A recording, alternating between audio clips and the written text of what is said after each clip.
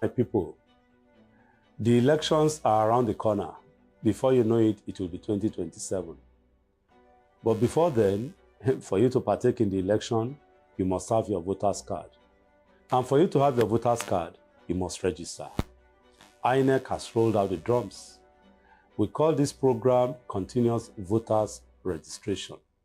And it is for you to register. This is to do that if you want to vote. And it's important that you take part in the process of voting. Just go there, give them your name and your address. That's all. And of course, they will capture you, take your picture, and that's all. You are done. Within 5 minutes, you are done. And after that, when the time comes, they call it claims and objection time. That's when you look at it. They will paste all the results or the names of those that have registered all over the places. You will go to the place you register, check your name that is well spelled, and the information you've given them correct. And that's all. After some time again, they will tell you that your voter's card is ready. You go and pick it. That is all. Be a good Nigerian citizen. Partake in the process, because it's a duty imposed on you by Section 23 of the 1999 Constitution as a good citizen. And you will be better off by voting, because you have your mind that, yes, you voted right. I'm Wale Ogunade, constitutional lawyer, human rights activist, and President, Voters Awareness Initiative. Thank you.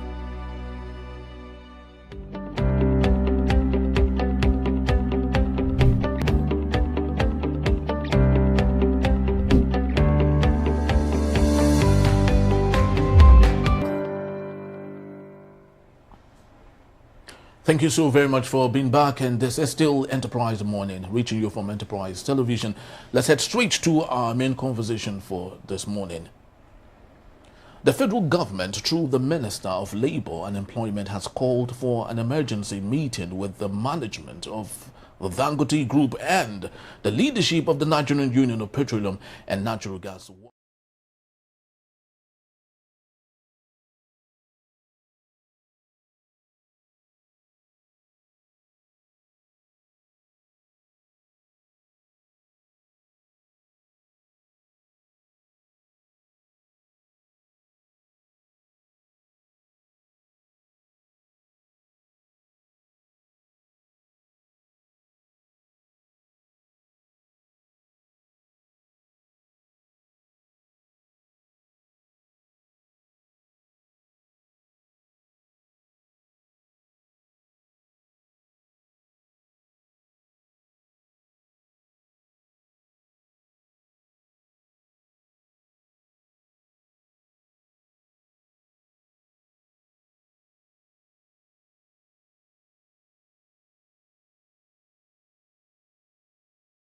The grievances raised by Nupeng and the NLC are not addressed promptly. All right, so let's get talking. We still have with us Barrister Vansofeli. Thank you so very much, Barrister, for hanging on. Very well. All right, so let's get to the remote cause of all of this. We all know where it's coming from. Dangote is bringing in 4,000 trucks, CNG-powered trucks, that would help him deliver products to different sects and of the country, that is, which of course would affect Nupeng operations. Now, how do we distill when people are patriotic to the country and when people are using the country for their own benefits? There's no patriotism here. With who now? With Dangote or the Nupeng? With the Nupeng. Okay. Because this is capitalism at war with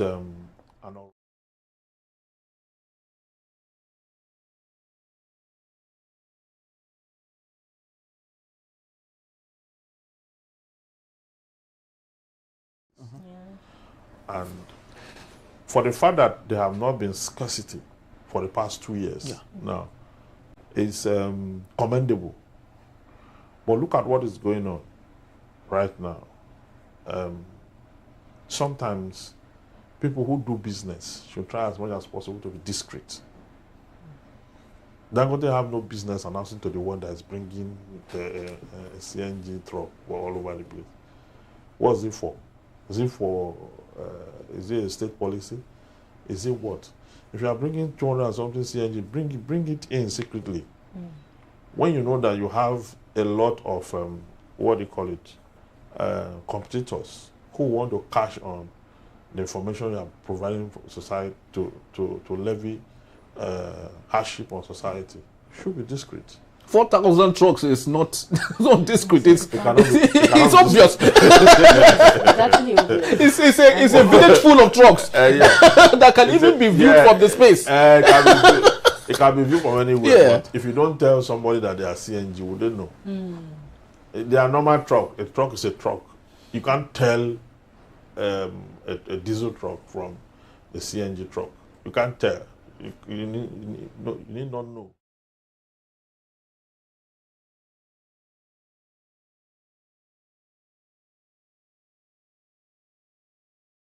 To do this is what you are doing so that Nupeng will start to clap for you. But it's not answerable to anyone. Yeah, I know it's not answerable to anyone, but I'm looking at the society that will suffer the brunt of the war of capitalism. Capitalism have no soul. The only thing capitalism understands is profit. Whether people are dying, they are waking up, they are sick, they are not sick, capitalism have no emotions. That's what is going on now. Okay, look at how they're about to disrupt this. Because, you see, the reason we are complaining bitterly about the cost of fueling our vehicles and our homes and all that is even because there's no shortage. It's because there's demand. Yes. You understand? And there's supply. If anything happened to one of those factors,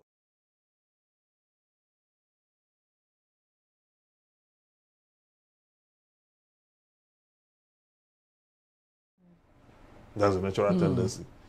You understand? So we should manage as much as possible demand and supply. When we have a free flow of supply and demand is complementary or is at par with supply, we should just allow it to keep going. Anything that will make us to have problem with supply and the rest of that, we should stay away from. You know why? Because our population is heavy. We have a heavy population. One day shutdown of supply can affect the nation in the next 1 month. Yeah. True. You understand? Because Nigeria have heavy logistics. We operate on a lot of people. Over 70% of persons in Nigeria will not be able to eat if they do not go to work a day. Remember, how many of us have less than 500,000 naira in our account? Almost the entire population have less than. Yes. You understand? That is a pointer to the fact that this is a fragile economy. Yes, it's an economy that have no disposable income in the hands of people. Hardly will you find citizens who have money in their pockets that have not been covered by one need or the other. In those days, we used to have money. There's nothing to actually buy. We purchase everything and we have some money. Yeah, left. So that's disposable. You can use it for any whatever. Today, people hardly have such kind of resources. Any money in their hand has been spent already. Either by debt, by school fees, by something. Something has gobbled it off before you even arrive in the first place. So if we're going to, because Nupeng, Dangote and the rest of that, those are elite members of society who are invariably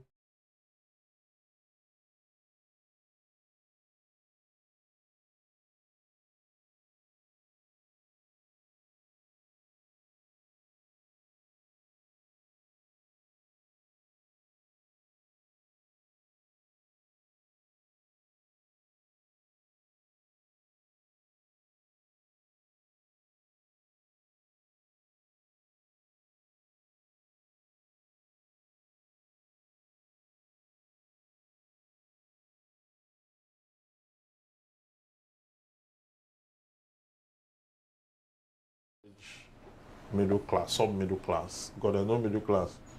Well, we have a sub-middle class and the proletariats, the lowest cadre society where the masses belong. Yeah. Those are the people.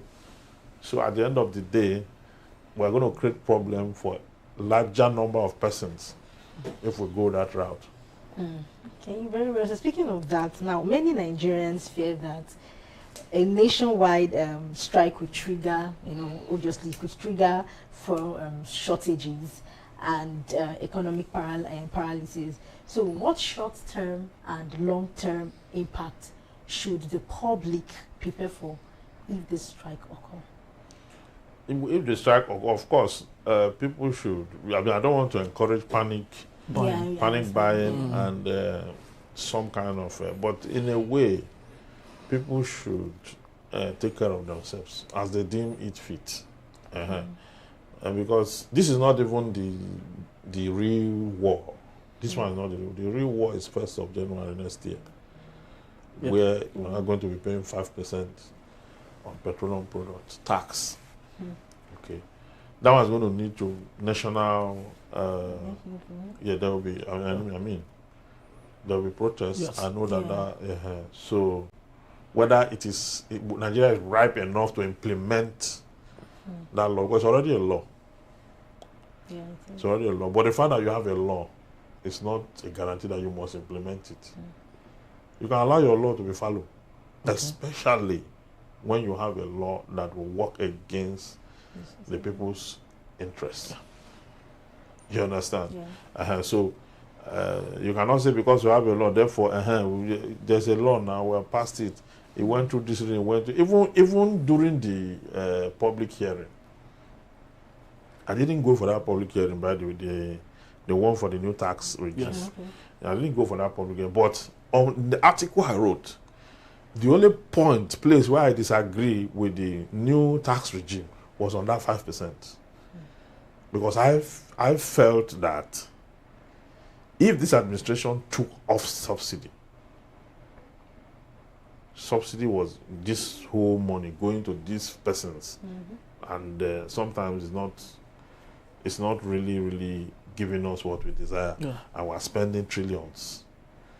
If you are removing it, and after 2 years, you are now introducing petroleum tax, what have you done? Because during the subsidy government pay part of the petroleum funds so that citizens can buy it at a cheaper price. Yeah. So the citizens are gaining. Yes. You are not taking anything from the citizens. Now, if you stop that and the price now rose, then after 2 years, the price have risen, the citizens are paying more. After 2 years, you now introduce 5% tax on it. So not only that the citizens are paying more, the citizens are being taxed again For the same product. on the same product. So you see that in itself is an anathema. It's not. So I don't think is the right thing to do, because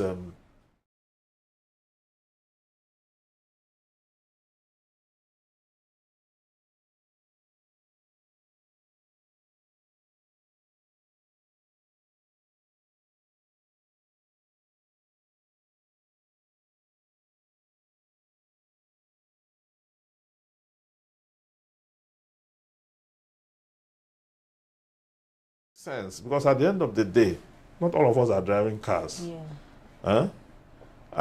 You have failed to give us 24-hour power supply. That's why we are buying generators. And also because of that small fuel we want to go and buy to put in our generator, that is the offense now that we're paying 5% on, because we own our generator and pollute the environment. So I do not think it's a rational way. If you go all over the world where it has been suggested or where it has been introduced, it has never worked. It has always led to protests. You understand? It was suggested in Brazil, was debated in the House and thrown out in other countries and all that. So the petroleum tax, because when the president says we're going to widen the tax net and ensure that it reduces purchasing power, and he was saying all this, we're wondering that why are you reducing? Why are you reducing purchasing? Why are you reducing? And that's what he has done. With the subsidy, he reduced purchasing power because there's no disposable income. And now he's widening the tax net really, because if you introduce this and then it is implemented, many persons have been drawn, the tax net have been widened. And the unfortunate thing about our government is that even when they succeed in collecting that 5%, they will not implement it on the environment. Exactly. Very true. They will not, because the government is the highest polluter of the environment. Over the weekend, the president's wife came to Lagos. Yeah. Did you count the jeeps? There were 60 or thereabouts. In fact, they were just, when I saw this, I was like, ah. She's polluting the environment. She's polluting the environment. They are the ones polluting the environment. So that 5%, they should be the one paying it. That's how I see it. I don't have 60 cars. I don't need it. I don't have 60 cars. So government, they are the ones polluting the environment. And so they should not be looking at, because every time they just turn around and look at the people. They don't look at themselves, what they are doing to the environment. So that 5% for me is a no. I don't think that thing should be implemented in January 2027. I don't think so.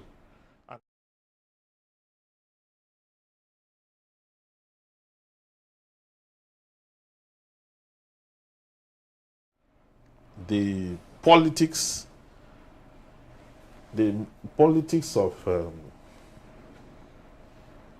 of this kind of operation, they should understand that the politics market is changing. There are new parties, there are collaborations, and there are so many conversations going on, especially now that they have not really performed. And so people are looking for alternative. This is not the time when you come and be introducing tax and different kind of tax to make the people do more. It's not acceptable. All right, Barrister, let's get back to the Dangote and Nupeng issue, and let's talk about capitalism yet again. Capitalism is that love mate that you hate but you cannot do without. It is pivotal to most economies around the world. It's not immune to us alone. The United States of America, for example, is like Walmart becoming angry over Amazon, or NASA being angry because of SpaceX. So I don't know why we should be angry, or the Nupeng and the Nigerian Labour Congress should be angry because Dangote is bringing in 4,000 trucks that would help his products. But remember, the Nupeng has said they would not want to buy his product. They prefer to import. And he said, okay, since you have the logistics to distribute these things, no problem. Keep logistics to yourselves. I'll bring in my 4,000 trucks and help my products get to every nook and cranny of Nigeria. How is that a bad issue? It's still good for us. So don't you think, like the Walmart that won't go against Amazon, the Nupeng will say, okay, how can we even come to the party? I think the Nigerian government should enact new trade laws. Okay? Yes.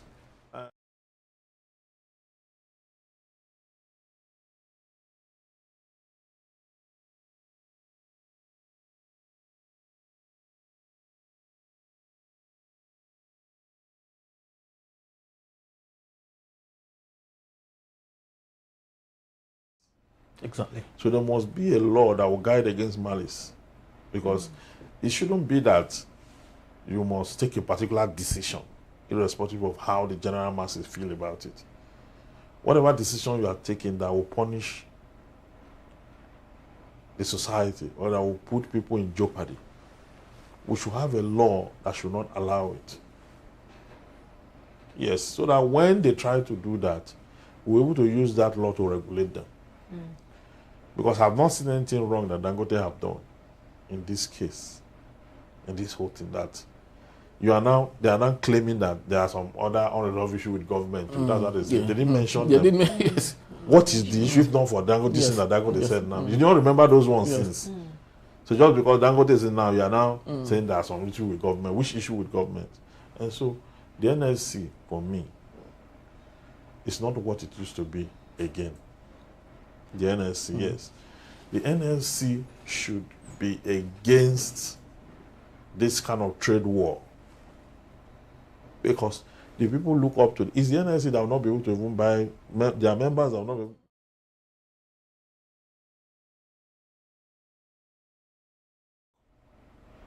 When it starts before it abates. You understand? So NLC for me because they approach you, Nupeng approached you and told you that this is what is going on, you should be able to interrogate that issue very well. Have meetings. And say, this thing you are doing, is it the way out really? NLC should not be taking side. Yes, they should not take side. What's different between Dangote and Nupeng? Are they not both own Nigerians? Are they not both?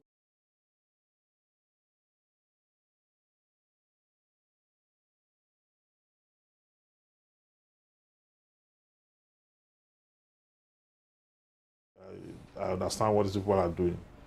Because at the end of the day, we are going to be faced with so much. The elite will still get whatever they want to get. You understand? Many of them even travel abroad before you start your problem. Many of them, if you put the resources in any amount, they can buy it. You understand? And just get along with their lives. So it's still the poor that will be struggling in the mix of all this. So I'm happy that they're having a meeting. I think the meeting have started yes, already. today, yes, Monday. They are in a meeting right now. It is my prayer that some of the things we are discussing here, if they are listening, they should put them into consideration in that meeting. So that by the end of today, we should be able to have a resolution that will promote the progress of Nigeria. It shouldn't be malice. It shouldn't be about... Because it all ends in a box. That is the title of a book. Yeah. Everybody will die. All these things you are trying to do so that you can make money and make all these things, it all ends in a box. They just wrap up the person someday into one this and later. So whatever we're doing, we should be accountable and be stewards to humanity. That's our first point of call. Whatever will benefit humanity should be what we should do, not what will put people into problem and all that.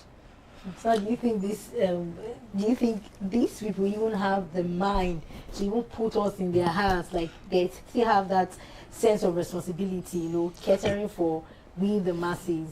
Because I've come to realize that even in this country that people just work for their own pockets. Yes, we're trying to, you know, make ends meet and all of that, but then I've come to realize that some persons, like especially those in power, they just want to work for themselves, gather the money, generational wealth, and it goes on and on and on without putting the masses. That is what we're saying, that capitalism at some point should honor humanity. You understand? I was reading about Michael Jordan just a few days ago. Michael Jordan, all the resources that he has.